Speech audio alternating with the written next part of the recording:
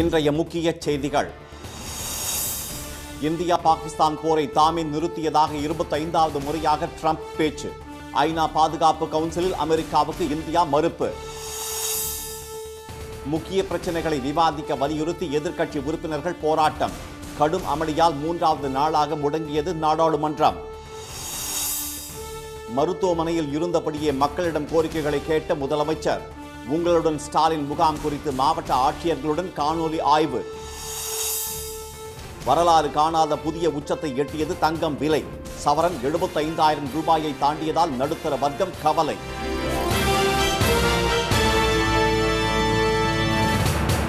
வணக்கம். வணக்கம். இந்தியா பாகிஸ்தான் போரை ட்ரம்ப் நிறுத்தியதாக ஐநா பாதுகாப்பு சபையில் அமெரிக்கா கூறியதற்கு இந்திய பிரதிநிதி உடனடியாக மறுப்பு தெரிவித்துள்ளார். காஷ்மீரின் பெஹல்காமில் கடந்த ஏப்ரல் மாதம் 22ஆம் தேதி தீவிரவாதிகள் நடத்திய தாக்குதலில் 26 சுற்றுலா பயணிகள் கொல்லப்பட்டனர். இதையடுத்து இந்தியா பாகிஸ்தான் இடையே போர் பதற்றம் ஏற்பட்டது. இரு நாடுகளுக்கு இடையேயான போரை நிறுத்தியதாக நேற்று 25வது முறையாக ட்ரம்ப் கூறியுள்ளார். வெள்ளை மாளிகையில் குடியரசுக் கட்சி நாடாளுமன்ற உறுப்பினர்களுக்கான வரவேற்பு நிகழ்ச்சியில் பேசிய அவர், சில போர்களை தாம் நிறுத்தியதாகவும் இந்தியா பாகிஸ்தான் இடையே அணு ஆயுத மோதலை தவிர்த்ததாகவும் தெரிவித்தார். இதனிடையே ஐநா பாதுகாப்பு சபை கூட்டத்தில் பேசிய அமெரிக்க பிரதிநிதி டோரத்தி ஷியா, ட்ரம்ப் தலைமையிலான அமெரிக்கா உலகம் முழுவதும் அமைதியை நிலவச் செய்யும் வகையில் நாடுகளிடையே ஏற்படும் போர்களை நிறுத்தியதாக தெரிவித்தார்.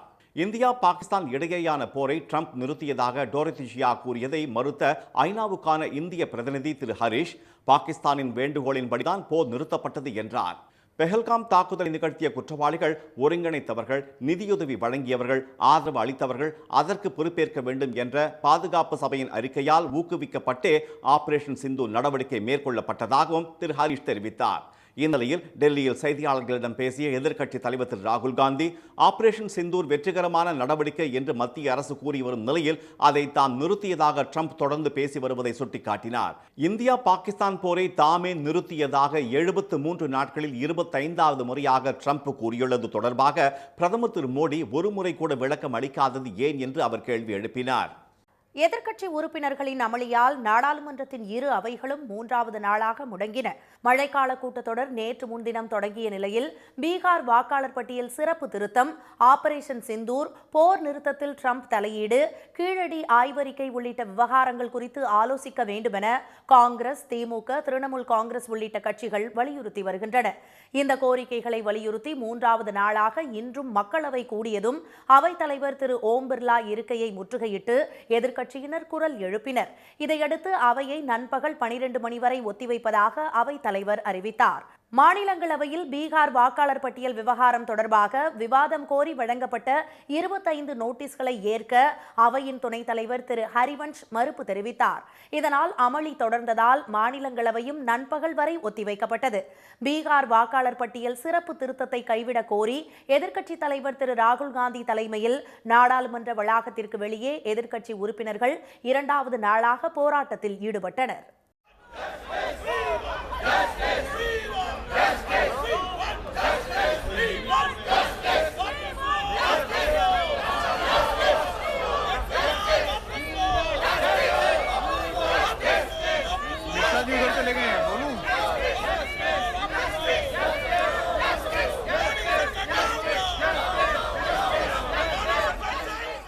பீகார் வாக்காளர் பட்டியல் திருத்த விவகாரம் மட்டுமின்றி கீழடி ஆய்வறிக்கையை வெளியிட கோரியும், இலங்கை கடற்படையிடமிருந்து தமிழக மீனவர்களை பாதுகாக்க கோரியும் திமுக, மதிமுக, காங்கிரஸ் உள்ளிட்ட கட்சிகளை சேர்ந்த தமிழக எம்பிக்கள் முழக்கங்களை எழுப்பினர்.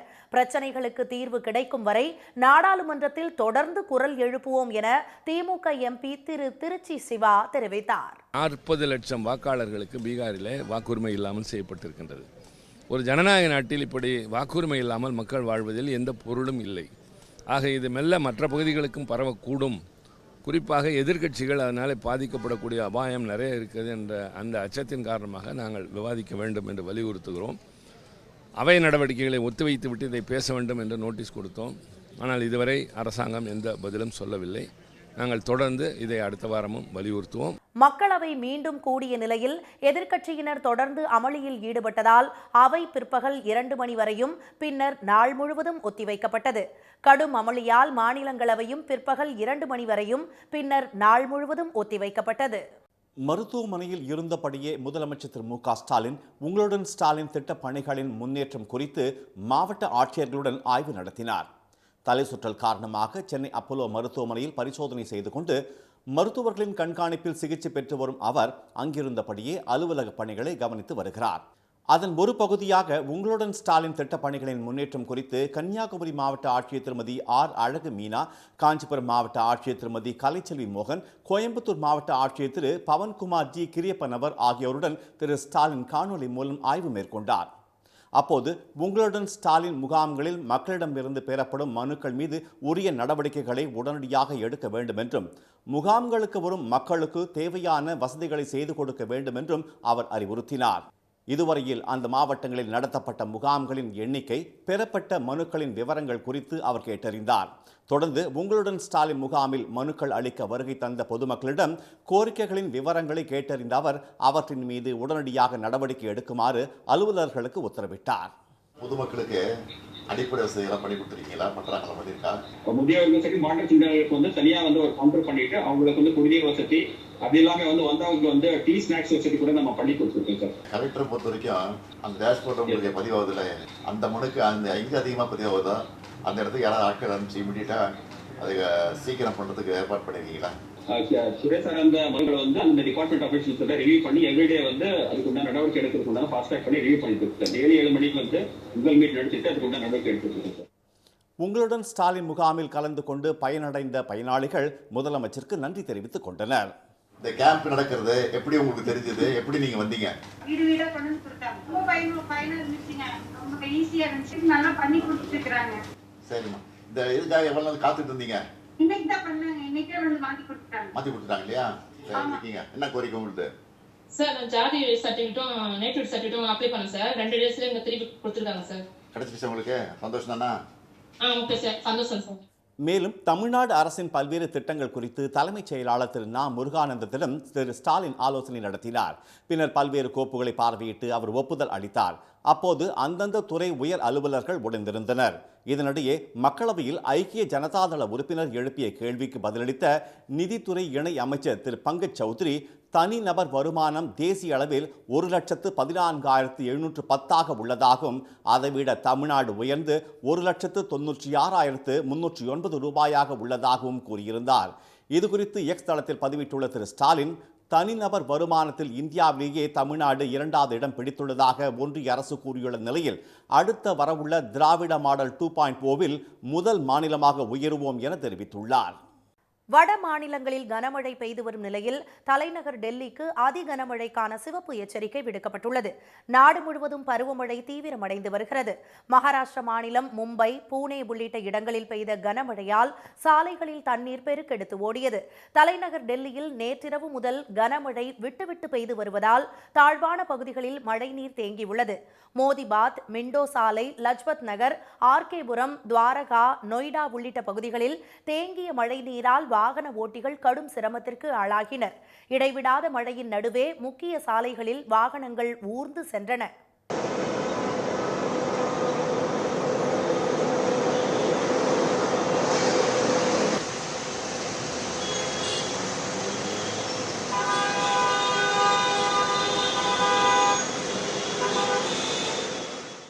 அசாம் மாநிலத்தில் பலத்த காற்றுடன் கொட்டிய கனமழையால் கவுஹாத்தி மற்றும் சுற்றுவட்டார பகுதிகள் வெள்ளக்காடாக மாறின. முக்கிய சாலைகளில் குளம் போல் தண்ணீர் தேங்கியதால் மக்கள் அவதிக்கு உள்ளாகினர். தாழ்வான பகுதிகளில் இடுப்பளவிற்கு ஆறு போல தண்ணீர் ஓடியது. தரைத்தளத்தில் உள்ள வீடுகள் மற்றும் கடைகளுக்குள் மழை வெள்ளம் புகுந்தது.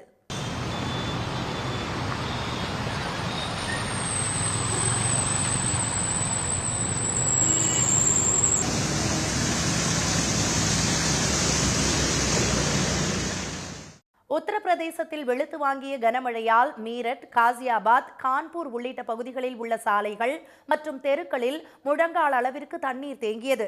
ஜம்மு காஷ்மீரில் பெய்த மழையால் டோடா, ரஜௌரி உள்ளிட்ட பகுதிகளில் ஆங்காங்கே நிலச்சரிவு ஏற்பட்டு சாலை போக்குவரத்து பாதிக்கப்பட்டது. இதற்கிடையே வடமேற்கு மற்றும் தென்மேற்கு டெல்லிக்கு இன்று ஆரஞ்ச் எச்சரிக்கை விடுத்துள்ள இந்திய வானிலை ஆய்வு மையம் தெற்கு மற்றும் வடகிழக்கு டெல்லிக்கு சிவப்பு எச்சரிக்கை விடுத்துள்ளது. தெலங்கானாவின் பல பகுதிகளில் மழை பெய்து வரும் நிலையில் ஹைதராபாத் மற்றும் வடக்கு கடலோர மாவட்டங்களில் அதி கனமழைக்கான சிவப்பு எச்சரிக்கை விடுக்கப்பட்டுள்ளது. சென்னையில் ஆபரண தங்கம் விலை சவரனுக்கு 760 ரூபாய் அதிகரித்து 75,040 ரூபாய் என முன்னெப்போதும் இல்லாத புதிய உச்சத்தை எட்டியுள்ளது. அமெரிக்க அதிபர் டிரம்பின் வரி விதிப்பு மற்றும் ரஷ்யா உக்ரைன் ஹமாஸ் இஸ்ரேல் போர்கள் உள்ளிட்ட காரணங்களால் பாதுகாப்பான முதலீடாக கருதப்படும் தங்கத்தை வாங்குவது அதிகரித்து அதன் விலை தொடர்ந்து உயர்ந்து வருகிறது. இந்நிலையில் அமெரிக்க மத்திய வங்கியின் வட்டி விகிதத்தை குறைக்கும் என்ற எதிர்பார்ப்பு காரணமாக டாலரின் மதிப்பு குறைந்துள்ளது. அந்நாட்டு அரசு பத்திரங்களின் வட்டி விகிதம் குறைந்துள்ளதும் சர்வதேச அளவில் தங்கத்தின் விலை உயர்ந்து அது இந்தியாவிலும் எதிரொலித்துள்ளது. சென்னையில் இன்று ஆபரண தங்கம் விலை சவரனுக்கு 760 ரூபாய் உயர்ந்து 75,040 ரூபாய் என்ற வரலாறு காணாத உச்சத்தை எட்டியுள்ளது. கிராமுக்கு 95 ரூபாய் அதிகரித்து 1 கிராம் தங்கம் விலை 9,380 ரூபாயாக உள்ளது. கடந்த ஜனவரி 1ஆம் தேதி 57,200 ரூபாயாக இருந்த ஒரு சவரன் தங்கம் விலை 7 மாதத்தில் 17,840 ரூபாயாக அதிகரித்துள்ளது. சவரனுக்கு 80,000 85,000 ரூபாய் வரைக்கும் இந்த ஜனவரி பிப்ரவரிக்குள்ளே போகிறதுக்கு வாய்ப்பு இருக்குது. லாங் டேர்மில் என்ன ஆகும்னு கேட்டிங்கன்னா, அடுத்த 15 மாதத்தில் இங்கேருந்து இந்த விலையிலேருந்து ஒரு 15% போகிறதுக்கு வாய்ப்பு ரொம்ப பிரகாசமாக இருக்குது. ஜிஎஸ்டி 3% இருக்குது. இன்றைக்கி மதிப்பு கிட்டத்தட்ட 80% தங்க விலை இந்த ஒரு வருடத்துக்குள்ளே ஏறினதுனால அந்த 3% ஜிஎஸ்டி வரியே மிகவும் அதிகமாக இருக்குது. அதையும் இன்னும் கொஞ்சம் குறைச்சாங்கன்னா தங்கம் விலை குறைந்து மக்கள் கொஞ்சம் வாங்கக்கூடிய நிலை ஏற்படும். ஜுவல்ஸ் எடுக்கிறதே ஃபியூச்சர் சேவிங்காக பண்ணுறது தான். ஆனால் அப்படி இருக்கும்போது இவ்வளோ ரேட் கொடுத்து எடுக்கிற அளவுக்கு மிடில் கிளாஸ் மாதிரி இருக்க எங்களை மாதிரி இருக்க மிடில் கிளாஸ் பர்சனால் எப்படி எடுக்க முடியும்? வெள்ளி விலையும் இதுவரை இல்லாத புதிய உச்சத்தை எட்டியுள்ளது. கிராம 1 ரூபாய் அதிகரித்து 129 ரூபாய்க்கு விற்பனை செய்யப்படும் வெள்ளி விலை 1 கிலோ 1,29,000 ரூபாயாக உயர்ந்துள்ளது. இனி வருவது செய்தித் துளிகள். அலகாபாத் உயர் நீதிமன்ற நீதிபதி திரு யஷ்வந்த் வர்மா தமது வீட்டில் பல கோடி ரூபாய் பணம் கண்டெடுக்கப்பட்ட விவகாரத்தை பதவி நீக்க நடவடிக்கைக்கு எதிரான மனு மீதான விசாரணையில் இருந்து உச்ச நீதிமன்ற தலைமை நீதிபதி திரு B.R. கவாய் விலகியுள்ளார். டெல்லி உயர் நீதிமன்ற நீதிபதியாக திரு யஷ்வந்த் வர்மா இருந்தபோது அவரது வீட்டில் தீ விபத்து ஏற்பட்ட அறையில் 28 கோடி ரூபாய் இருந்ததாகவும் எரிந்தது போக 15 கோடி ரூபாய் பறிமுதல் செய்யப்பட்டதாகவும் தகவல் வெளியானது. இதையடுத்து உச்ச நீதிமன்றம் அமைத்த விசாரணை குழு அளித்த அறிக்கையின் அடிப்படையில் அவரை பதவி நீக்கம் செய்ய பரிந்துரைக்கப்பட்டது. இதற்கு எதிராக உச்ச நீதிமன்றத்தில் திரு யஷ்வந்த் வர்மா மனு தாக்கல் செய்துள்ளார். இந்த விவகாரம் தொடர்பாக ஆலோசனை நடத்திய நீதிபதிகள் குழுவில் தாம் இடம்பெற்றிருந்ததால் மனுவை தாம் விசாரிப்பது சரியல்ல என்ற திரு கவாய் அதனை வேறு அமர்வு விசாரிக்கும் என்று கூறினார். உடல்நலக் குறைவால் நேற்று முன்தினம் உயிரிழந்த கேரள முன்னாள் முதலமைச்சர் அச்சுதானந்தன் உடலுக்கு அஞ்சலி செலுத்த திருவனந்தபுரத்தில் இருந்து ஆலப்புழா மாவட்டம் வரை வழிநெடுகிலும் பல்லாயிரக்கணக்கான பொதுமக்கள் கூடி நின்று இறுதி மரியாதை செலுத்தினர். திருவனந்தபுரத்தில் இருந்து அச்சுதானந்தனின் சொந்த ஊரான ஆலப்புழா குன்னபெராவுக்கு ஊர்வலமாக அவரது உடல் எடுத்துச் செல்லப்பட்டு அங்கு அவரது வீட்டில் பொதுமக்கள் அஞ்சலிக்கு வைக்கப்பட உள்ளது. வழிநெடுகிலும் கொட்டும் மழையை பொருட்படுத்தாமல் ஏராளமானோர் அஞ்சலி செலுத்தி வருவதால் அவரது வாகனம் செல்வதில் தாமதம் ஏற்பட்டுள்ளது. விசாரணைக்கு ஒத்துழைக்க மறுப்பதால் முன்ஜாமீனை ரத்து செய்ய கோரி காவல்துறை தாக்கல் செய்த மனுவுக்கு மதுரை ஆதீனம் பதிலளிக்க சென்னை உயர் நீதிமன்றம் உத்தரவிட்டுள்ளது. தமது கார் மீது மற்றொரு கார் மோதியது குறித்த அவரது பேச்சு மத மோதலை உருவாக்கும் வகையில் இருப்பதாக புகார் அளிக்கப்பட்டதன் அடிப்படையில் ஆதீனத்துக்கு எதிராக 4 பிரிவுகளில் வழக்கு பதிவு செய்யப்பட்டது. இந்த வழக்கில் முன்ஜாமீன் வழங்கிய சென்னை முதன்மை அமர்வு நீதிமன்றம் வயதை சுட்டிக்காட்டி விசாரணை அதிகாரி நேரில் சென்று விசாரிக்க அறிவுறுத்தியது. ஆனால் மடத்துக்கு வந்த விசாரணை அதிகாரிக்கு ஒத்துழைப்பு வழங்கவில்லை என்பதால் முன்ஜாமீனை ரத்து செய்ய கோரி உயர் நீதிமன்றத்தில் காவல்துறை வழக்கு தாக்கல் செய்திருந்தது. வழக்கை விசாரித்த நீதிபதி இது குறித்து மதுரை ஆதீனம் 30ஆம் தேதிக்குள் பதிலளிக்க உத்தரவிட்டார். தேசிய ஜனநாயக கூட்டணியின் கூட்டு அமைச்சரவை தமிழ்நாட்டில் இந்த முறை அமையும் என்று அமமுக பொதுச் செயலாளர் திரு டிடிவி தினகரன் தெரிவித்துள்ளார். திருச்சியில் செய்தியாளர்களிடம் பேசிய அவர் 2014 மற்றும் 2019 நடைபெற்ற மக்களவைத் தேர்தலில் பாஜகவுக்கு தனி பெரும்பான்மை கிடைத்த போதிலும் கூட்டணி கட்சிகளுக்கு அமைச்சரவையில் இடம் கொடுக்கப்பட்டது போல தமிழ்நாட்டிலும் நடக்கும் என்று கூறினார். பயிர்க்கடன்களுக்கு சிவில் ஸ்கோர் கேட்கும் நடைமுறையை ரத்து செய்ய வலியுறுத்தியும் நியாய விலைக் கடைகளில் தேங்காய் எண்ணெய் வழங்க வலியுறுத்தியும் கோபிச்செட்டிப்பாளையம் அருகே கவுந்தப்பாடியில் விவசாயிகள் ஆர்ப்பாட்டம் நடத்தினர். ஈரோடு மாவட்ட மத்திய கூட்டுறவு வங்கி முன்பு திரண்ட அவர்கள் கரும்பு, மஞ்சள், கம்பு பயிர்களை ஏந்தி கோரிக்கைகளை வலியுறுத்தி முழக்கமிட்டனர். தேனி மாவட்டம் கம்பம், கூடலூர் மற்றும் சுற்றுவட்டார பகுதிகளில் சில தினங்களாக கனமழை தொடர்வதால் சுருளி அருவியில் அதிகப்படியான வெள்ளப்பெருக்கு நீடிக்கிறது. இதனால் அருவியில் சுற்றுலா பயணிகள் குளிப்பதற்கு வனத்துறையினர் விதித்த தடை 5வது நாளாக தொடர்கிறது. தென்காசி மாவட்டத்தில் மேற்கு தொடர்ச்சி மலைப்பகுதிகளில் நேற்றிரவு கனமழை பெய்ததால் நீரோடைகள் மற்றும் அருவிகளில் நீர்வரத்து அதிகரித்துள்ளது. மாவட்டத்தில் உள்ள பெரிய அணையான மேக்கரை அடவி நயினார் கோவில் அணைக்கட்டு இரண்டாவது முறையாக நிரம்பி வழிந்து வருகிறது. 3 ஆண்டுகளுக்கு பிறகு கடந்த மாதம் 27ஆம் தேதி நிரம்பிய அணை இப்போது மீண்டும் நிரம்பியுள்ளது. தற்போது அணைக்கு நீர்வரத்து வினாடிக்கு 100 கன அடியாக உள்ளது. வரும் நீர் அப்படியே வெளியேற்றப்படுவதால் அனுமன் நதியில் வெள்ளப்பெருக்கு ஏற்பட்டுள்ளது. செங்கல்பட்டு மாவட்டம் கூடுவாஞ்சேரியில் அரசு பேருந்து மீது மோதிய லாரி தறிக்கெட்டு ஓடி ஏடிஎம் மையத்தில் புகுந்தது. இதில் அங்கு பணம் எடுக்க வந்த ஒருவர் உயிரிழந்தார். பேருந்து பயணிகளில் சிலருக்கு லேசான காயம் ஏற்பட்டது. விபத்தை ஏற்படுத்திவிட்டு தப்பி ஓடிய லாரி ஓட்டுநரை காவல்துறையினர் தேடி வருகின்றனர். ராமேஸ்வரத்தில் இன்று கடல் 50 அடி தூரத்திற்கு உள்வாங்கி காணப்படுகிறது. இதனால் கடற்கரை பகுதியில் சிறிய சங்குகளும் சிப்பிகளும் காணப்படுகின்றன. கடல் உள்வாங்கியதால் நாட்டு படகுகளை தரை தட்டி கடலுக்கு செல்ல முடியாத நிலை ஏற்பட்டுள்ளது. சென்னை கோயம்பேடு காய்கறி சந்தையில் 3வது நாளாக விலை உயர்ந்த தக்காளி மொத்த விற்பனையில் கிலோ 50 ரூபாய்க்கு விற்கப்படுகிறது. நேற்று முன்தினம் 15 ரூபாய், நேற்று 10 ரூபாய், இன்று 5 ரூபாய் என 3 நாட்களில் தக்காளி கிலோவுக்கு 30 ரூபாய் விலை உயர்ந்துள்ளது. சில்லறை விற்பனையில் 1 கிலோ 70 ரூபாய் வரை விற்பனை செய்யப்படுகிறது. கர்நாடகா, ஆந்திராவில் பெய்த மழை காரணமாக சந்தைக்கு வரத்து பாதியாக குறைந்துவிட்டதாக வியாபாரிகள் தெரிவித்தனர். சமையலுக்கு தேவையான தக்காளி விலை உயர்வு நடுத்தர மக்களையும் கவலையடைய வைத்துள்ளது. இவ்வளோ நாள் 10 மாதமாக விலை கம்மியாக இருந்துச்சு. இப்போ ரீசன்னா ஆந்திரா கர்நாடகாலாம் ஃபுல்லாக மழை வர்றது, முக்கியமாக வர்றது வந்து ஆந்திரா கர்நாடகா தான். தமிழ்நாட்டில் வர்றது ரொம்ப ரேர் தான். அதை விட்டால் இப்போ கிருஷ்ணகிரி அவ்வளோதான். இப்போ ஏறுற காரணம் என்னன்னா ஃபுல்லாக மழைனால இந்த தக்காளி விலை ஏற்றம் இன்னும் ஏறிட்டு தான் இருக்கும்போது குறையாது. ஏன்னா மழை வந்து திரும்பி விவசாயம் பண்ணுன்னா அதுலேருந்து ஒரு 40 நாள் ஆகும். 40 நாள் திரும்பி வரணும்னா எப்படி இருந்தாலும் 60-70 ரூபா கிலோ இருக்கும். மினிமம் கொஞ்சம் கல்யாண முகூர்த்தங்கிறது வந்தோன்னா விலை ஏறும், 100 ரூபா கூட வரும். இப்போதைக்கு நார்மலாக வந்து 50 ரூபா 60 ரூபா. குழம்பு சாம்பார்லாம் வைக்கிறதுக்கு நிறைய யூஸ் ஆகுது. ஸோ இப்போ அது பார்க்கும்போது எங்களை மாதிரி மக்களுக்கு, மீடியம் கிளாஸ் பீப்புளுக்குலாம் ரொம்ப கஷ்டமாக இருக்குது. ரேட்டு கொஞ்சம் ஜாஸ்தியாக இருக்கிறதுனால. திருவள்ளூர் மாவட்டம் ஆரம்பாக்கம் சிறுமி பாலியல் வன்கொடுமை வழக்கில் குற்றவாளியை 10 தனிப்படைகள் தேடி வரும் நிலையில் இரத்த காயங்களுடன் அரசு மருத்துவமனையில் சேர்க்கப்பட்ட வட மாநில நபரிடம் காவல்துறையினர் விசாரணை நடத்தினர். குற்றவாளியை போன்ற டி-ஷர்ட் அணிந்திருந்ததுடன் உருவ ஒற்றுமையும் இருந்ததால் காவல்துறையினர் சந்தேகமடைந்தனர். விசாரணையில் அவர் குற்றவாளி அல்ல என்று தெரியவந்தது.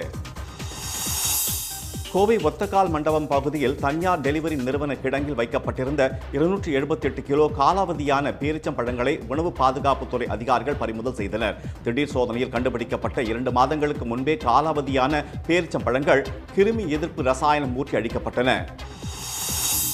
இன்றைய வர்த்தக முடிவில் மும்பை பங்குச்சந்தை குறியீட்டின் சென்செக்ஸ் 540 புள்ளிகள் அதிகரித்து 82,727 புள்ளிகளாக இருந்தது. தேசிய பங்குச்சந்தை குறியீட்டின் நிப்டி 159 புள்ளிகள் உயர்ந்து 25,220 புள்ளிகளில் நிறைவு பெற்றது.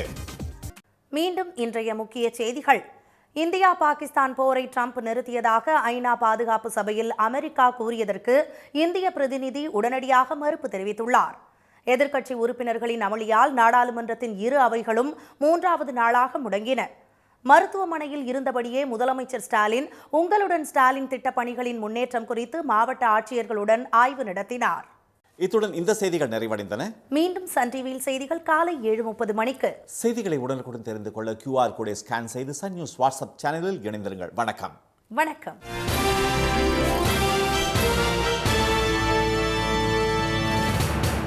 உடனுக்குடன் செய்திகளை தெரிந்து கொள்ள சன் நியூஸ் பெல் ஐகானை கிளிக் பண்ணுங்க.